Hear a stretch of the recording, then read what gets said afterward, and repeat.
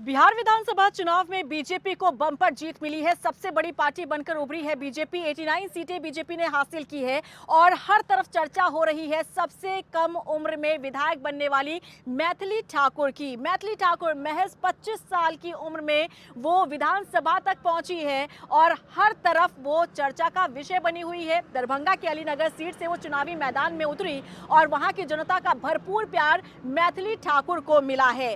अब सवाल ये उठ रहे हैं और कहा यह जा रहा है कि हो सकता है कि मैथिली ठाकुर को मंत्री भी बना दिया जाए और अगर ऐसा होता है तो देखिए एक नया रिकॉर्ड अपने नाम करती नजर आएंगी मैथिली ठाकुर, क्योंकि सबसे कम उम्र में वो विधायक बनी और उसके बाद अगर कैबिनेट तैयार होती है तो हो सकता है कि बीजेपी, क्योंकि सबसे ज्यादा सीटें लेकर आई है, तो डिमांड अपनी रख सकती है वो जेडीयू के सामने।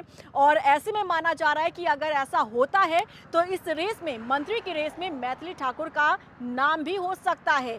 आपको क्या लगता है, क्या इतनी छोटी उम्र में मंत्री पद मिल जाना चाहिए क्या मैथिली ठाकुर को? और वाकई में अगर ये पद मिलता है मैथिली ठाकुर को तो एक नया इतिहास और रिकॉर्ड अपने नाम करती नजर आएंगी कम उम्र में विधायक बनने वाली मैथिली ठाकुर। आपको क्या लगता है, ये बड़ी जिम्मेदारी क्या उनके कंधों पर डालनी चाहिए या फिर नहीं? क्योंकि सियासी बैकग्राउंड उनका रहा नहीं है, कोई सियासी इतिहास मैथिली ठाकुर का रहा नहीं है, क्योंकि लोक गायिका अब तक वो रही है, उनकी आवाज़ का जो जादू है हर तरफ बिखरा है। लेकिन अब इस बार पहला अटेम्प्ट उनका रहा, पहला विधानसभा चुनाव वो लड़ती हैं और इसी पहले टेस्ट में वो पास हो जाती हैं अच्छे मार्क्स के साथ।